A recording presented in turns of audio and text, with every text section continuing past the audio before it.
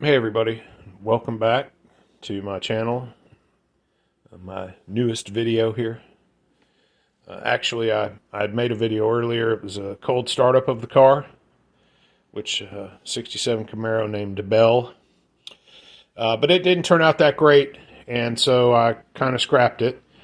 And I'll get back to that because I want to post some cold startup videos. The car's not cold anymore, so it wouldn't sound the same as it did. So I'll redo that one maybe tomorrow after I get home from work. But this video here came about because I was bumping around Reddit and I came across a new sub that I didn't know was there called NewTubers, which is just a bunch of folks on there who are creators on YouTube who are asking questions, looking for advice, sharing tips, etc., etc., etc. And I thought that was pretty cool. People out there really wanting to try and do something with YouTube, and I think that's great. But there was a post from a Reddit user, Quiet Fancy, and the question was posed, is there anybody that still does YouTube for fun? Basically wanting to know, is it everybody just out there trying to get monetized and make some money at it, which is fine. If that's, what you want to do, I wish every single one of y'all the best. Go make $1 trillion. I'm all about it. But for me, mine is just that. It's a channel for fun. It's a hobby. It's a way to do more with the car, so to speak, instead of just wrenching on it. We can kind of talk about it a little bit and share, things about it as we go. There's a lot that I want to do to this car, so I'm hoping to document it, and that's why I did this. And so yes, it's just for fun for me, and that's how it's going to be. Quiet Fancy has a YouTube channel. You look him up on Reddit, and I think it's listed in his profile there, and go and check it out. Okay, help him out. Subscribe to him, and hell, subscribe to me too. Join my 18 subscribers, a real army of subscribers I've got. So he sent me I don't know, he replied to a comment or something and asked me to kind of talk about the backstory on Belle. And since I can't cold start the car again, I'll go ahead and talk a little bit about Belle and how Belle came to be in my happy little garage. So originally I wanted to buy a Mustang, 2015 through 2017 Mustang, which I happen to think personally are some of the best looking cars that Detroit has ever made. There is just something about that car that absolutely, speaks to me, so to speak. So, really trying to buy one from an outfit called Lebanon Ford in Lebanon, Ohio. And their claim to fame is, their performance division, which at one point would build you a 750 or some ridiculous amount of horsepower Mustang for not a lot of money. The money was really reasonable with what they wanted for it and what you got out of it. So, they were offering, superchargers or Whipples or, Roots Whipples, turbochargers, et cetera, and a factory warranty. And how do you beat that, right? Plus the pure sexiness of that car. Then came the pandemic, and as you know, everything skyrocketed. The price of cars went through the roof, and the dream of owning that car really was kind of dashed because I could not, there's no way I could afford it. Realistically, with the insurance and everything else, just no way. So, didn't know what I was going to do. Knew that I wanted to do something, And my buddy in Houston said, well, why don't you look at, a used Z06 Corvette? You can get a used Z06 Corvette for not a lot of money. And started looking around, just like he suggested, and sure enough, I found that you could buy a Corvette with, 505 horsepower factory for, not a lot of money. Told the wife that's what I wanted to do. Wife told me absolutely not. She's got a thing about Corvettes. She just doesn't like them. And, so we had a little bone of contention going on there for a couple of days, and she knew I was upset about it. And, there was a little tension in the house, I'm not going to lie. But one Sunday morning, I came downstairs, and she was on her phone browsing, and she was having her coffee, and she said, well, what about one of these? Do you like these? And she handed me her phone, and she had a first-gen Camaro pulled up that somebody was selling, and I was like, yeah, of course I like those. I've always wanted one. And she said, well, I really like those. That would look good in the driveway. So that was pretty much all I needed to hear, and I was immediately browsing everywhere I could possibly browse to find a first-gen Camaro. If she was willing to do it, I was willing to accept her compromise, right? So started looking around, and they would pop up, and they would sell just as fast as they would pop up. I mean, they would come online, and boom, they were gone. You call and talk to somebody, and they were like, it sold 10 minutes after I posted it. So it's really kind of depressing, And, so I was spending the day, and then I guess probably the next weekend, it was Sunday, and this little white 67 popped up a couple hours down the road in Alabama.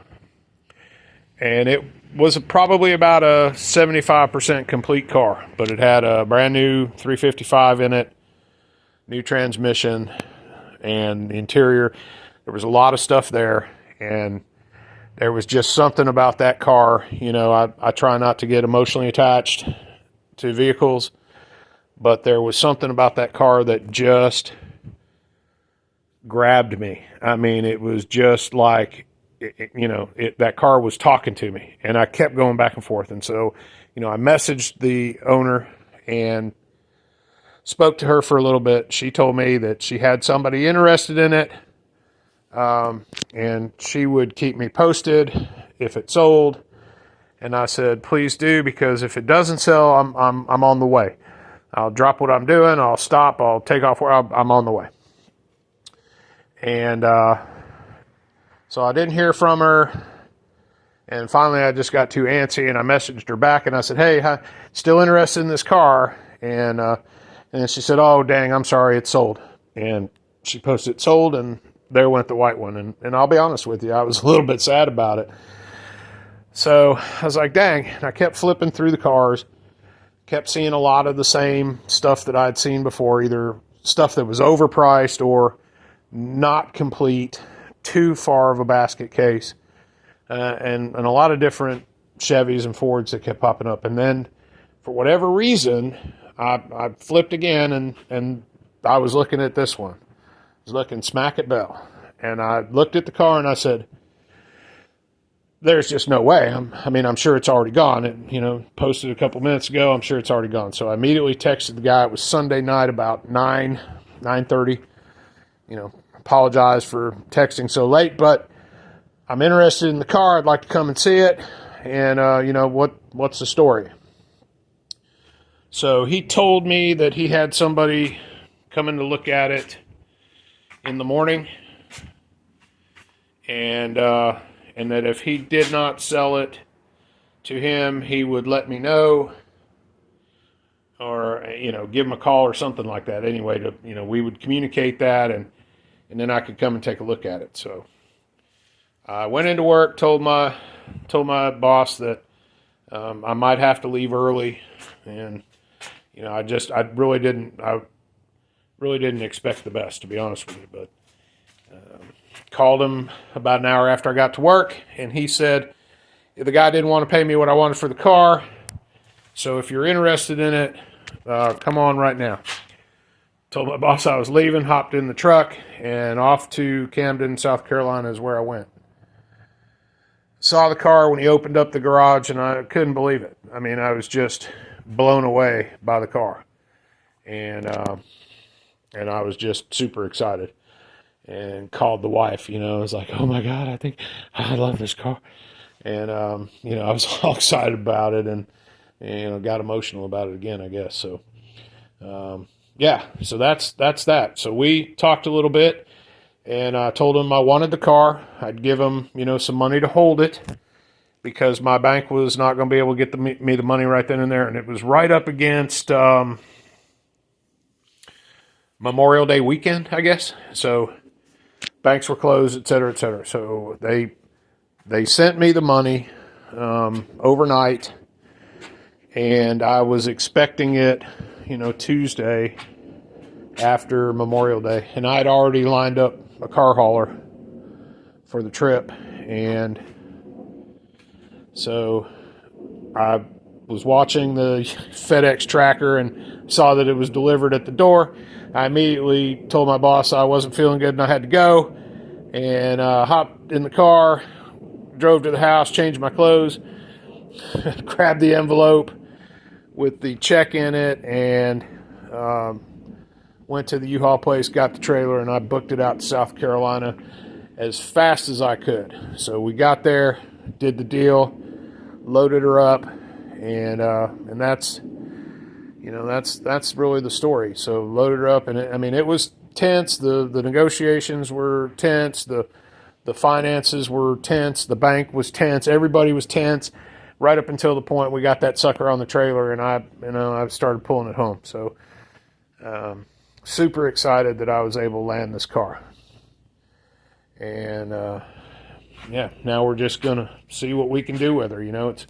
It's not going to run 7, 8, 9 seconds. It's not going to see, 1,000 horsepower ever. It's not going to, but it's going to be a fun little street car.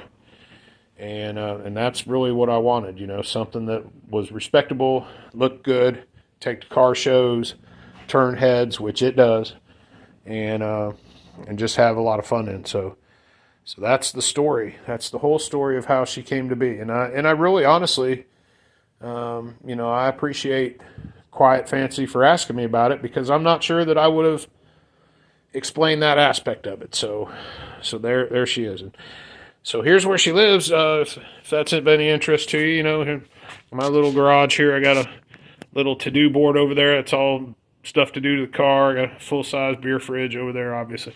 A lot of sodas waiting for the hot weather, my workbench. Look, if y'all don't have a computer in your garage, I recommend highly that you get one. It's an absolute necessity, I think. It keeps you from getting the house greasy and pissing off the wife.